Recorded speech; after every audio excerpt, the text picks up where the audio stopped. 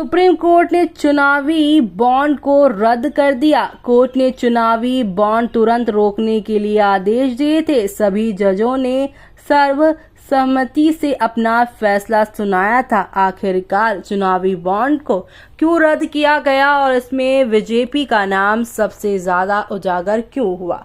चलिए खबर विस्तार से जानने के लिए जुड़े हमारे चैनल टीसी न्यूज चैनल से और इस चैनल को लाइक एंड सब्सक्राइब करना ना भूलें। अब आपको बता दें कि सुप्रीम कोर्ट ने चुनावी बॉन्ड योजना को रद्द कर दिया है। सुप्रीम कोर्ट ने इलेक्टोरल बॉन्ड स्कीम की वैधता को चुनौती देने वाली याचिकाओं पर अपना फैसला सुनाया था। शीर्ष अदालत ने चुनावी बॉन्ड योजना की वैधता को चुनौती देने वाली याचिकाओं पर सुनवाई करते हुए कहा कि काले धन पर अंकुश लगाने के उद्देश्य से सूचना के अधिकार का उल्लंघन उचित नहीं है। चुनावी बॉन्ड योजना सूचना के अधिकार और अभिव्यक्ति की आजादी का उल्लंघन करते हैं। ऐसे में राजनीतिक दलों के द्वारा फंडिंग की जानकारी उजागर न करना उद्देश्य के विपरीत है। 31 मार्च तक चुनावी बॉन्ड का डाटा शेयर करने का निर्देश था। जी हां, कोर्ट ने चुनावी बॉन्ड तुरंत रोकने के आदेश दिए हैं। अदालत ने निर्देश जारी कर कहा था कि स्टेट बैंक ऑफ इंडिया यानी एसबीआई चुनावी बॉन्ड के माध्यम से अब तक किए गए योगदान के सभी वितरण 31 मार्च तक चुनाव आयोग को दे दिए जाए। साथ ही कोर्ट ने चुनाव आयोग को निर्देश दिए थे कि वो 13 अप्रैल तक अपने वेबसाइट पर इसकी जानकारी भी शेयर करे, लेकिन ऐसा हुआ नहीं। जी हां, दोनों फैसले सर्वसम्मत। जी हां, सुप्रीम कोर्ट के मुख्य न्यायाधीश डीवी चंद्रचूड़ ने कहा है कि इस मामले की सुनवाई कर रहे सभी जजों ने सर्वसम्मति से अपना फैसला सुनाया था।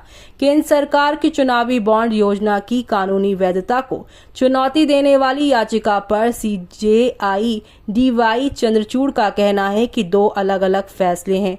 एक उनके द्वारा लिखा गया है और दूसरा न्यायमूर्ति संजीव खन्ना द्वारा, और दोनों फैसले सर्वसम्मत हैं। जी हां, फैसला सुनते ही हुए सीजेआई ने कहा है कि चुनावी बॉन्ड सूचना के अधिकार का उल्लंघन है। सरकार से पूछना जनता का कर्तव्य है। इस फैसले पर जजों की राय है। जी हां, चुनावी बॉन्ड को रद्द करना होगा। तो वहीं सुप्रीम कोर्ट ने आगे कहा, चुनावी बॉन्ड योजना अनुच्छेद 19(1)(a) का उल्लंघन है, तो वहीं कोर्ट ने इसे असंवैधानिक माना। सुप्रीम कोर्ट ने चुनावी बॉन्ड योजना को रद्द किया। सुप्रीम कोर्ट ने कहा था कि चुनावी बॉन्ड योजना को असंवैधानिक करार देते हुए इसे रद्द करना होगा। क्या है इलेक्टोरल बॉन्ड? तो आपको बता दें कि भारत सरकार ने इलेक्टोरल बॉन्ड योजना की घोषणा 2017 में की थी। इस योजना के सरकार ने 29 जनवरी 2018 को कानूनन लागू कर दिया था। आसान भाषा में इसे अगर हम समझे तो इलेक्टोरल बॉन्ड राजनीतिक दलों को चंदा देने का एक वित्तीय जरिया है। ये एक वचन पत्र की तरह है जिसे भारत का कोई भी नागरिक या कंपनी भारतीय स्टेट बैंक की चुनिंदा शाखाओं से खरीद सकता है और अपनी पसंद के किसी भी राजनीतिक दल को गुमनाम तरीके से यहां पर दान कर सकता है। इलेक्टोरल बॉन्ड को ऐसा कोई भी दाता खरीद सकता है जिसके पास एक ऐसा बैंक खाता है जिसकी केवाईसी की जानकारी उपलब्ध है। इलेक्टोरल बॉन्ड में भुगतानकर्ता का जो नाम नहीं होता। योजना के तहत भारतीय स्टेट बैंक की निर्देशित शाखाओं से 1,000 रुपये, 10,000 रुपये, 1,00,000 रुपये, 10 लाख रुपये और 1 करोड़ रुपये से भी किसी भी मूल्य के इलेक्टोरल बॉन्ड खरीदे जा सकते हैं। चुनावी बॉन्ड की अवधि केवल 15 दिन की होती है। इसके दौरान इसका मतलब सिर्फ जन प्रतिनिधित्व अधिनियम के तहत पंजीकृत राजनीतिक दलों को दान देने के लिए किया जा सकता है। केवल उन्हीं राजनीतिक दलों को इलेक्टोरल बॉन्ड के जरिए चंदा दिया जा सकता है जिन्होंने लोकसभा या विधानसभा के लिए पिछले आम चुनाव में डाले गए वोटों का कम से कम 1% वोट हासिल किया हो। योजना के तहत चुनावी बॉन्ड जनवरी, अप्रैल, जुलाई और अक्टूबर के महीने में 10 दिनों की अवधि के लिए खरीद के लिए उपलब्ध कराए जाते हैं। इन्होंने लोकसभा चुनाव के साल में केंद्र सरकार द्वारा अधिसूचित 30 दिनों की अतिरिक्त अवधि के दौरान भी जारी किया जा सकता है।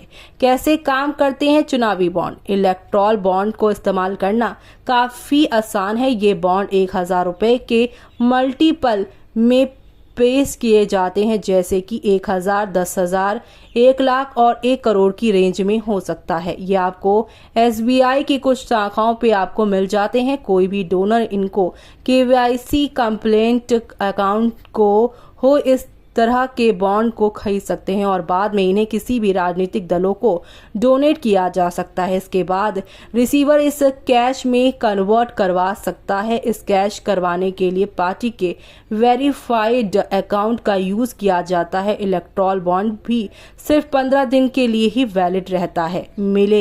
किसे मिलता है इलेक्टोरल बॉन्ड? देश में जितने भी पंजीकृत राजनीतिक दल हैं उन्हें ये बॉन्ड मिलता है, लेकिन इसके यहाँ पर जो है शुरुआत काफ़ी ज़्यादा जो है अच्छी तरीके से हुई थी, लेकिन बाद में यहाँ पर इसका बहुत ज़्यादा मामला गंभीर हुआ। तो आपको बता दें, इस मामले की सुनवाई भारत के मुख्य न्यायाधीश DY चंद्रचूड़ ने अध्यक्षता वाली 5 संसदीय संविधान पीठ ने किया है, जिसमें CJI के साथ justice Sanjeev Khanna, justice BR गवाई, जस्टिस JB पारदीवाला और जस्टिस मनोज मिश्रा शामिल है। संविधान पीठ ने 31 अक्टूबर से 2 नवंबर तक पक्ष और विपक्ष दोनों ही ओर से दी गई दलीलों को सुना था। 3 दिन की सुनवाई के बाद कोर्ट ने 2 नवंबर को अपना फैसला सुरक्षित रखा था। इलेक्टोरल बॉन्ड पर क्यों हो रहा था विवाद?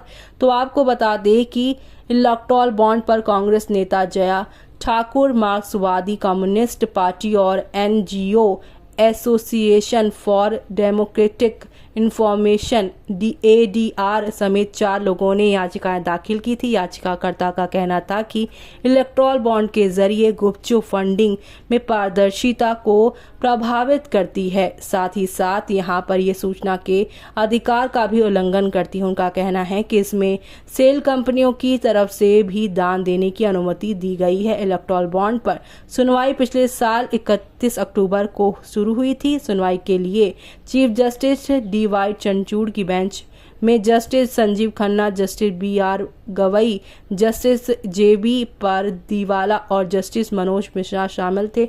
ऐसे में यहाँ पर ये आरोप बीजेपी पे लगाए गए थे कि उनको चंदा ज़्यादा मिला है और उन्होंने इसका ज़्यादा लोगों तक यहाँ पर बात रखी नहीं, और न इसी वजह से यानी कि इस जो चुनावी बॉन्ड है, ये जो इलेक्टोरल इलेक्शन वाले ये जो बॉन्ड है, इसकी वजह से यहाँ पर जनता के पैसे पार्टी के पास जा रहे हैं, लेकिन जनता को इसका पता नहीं चल रहा है। यानी पूरी तरीके से किस पार्टी को कितना चंदा मिला, ये जनता तक खबर नहीं जा रही है।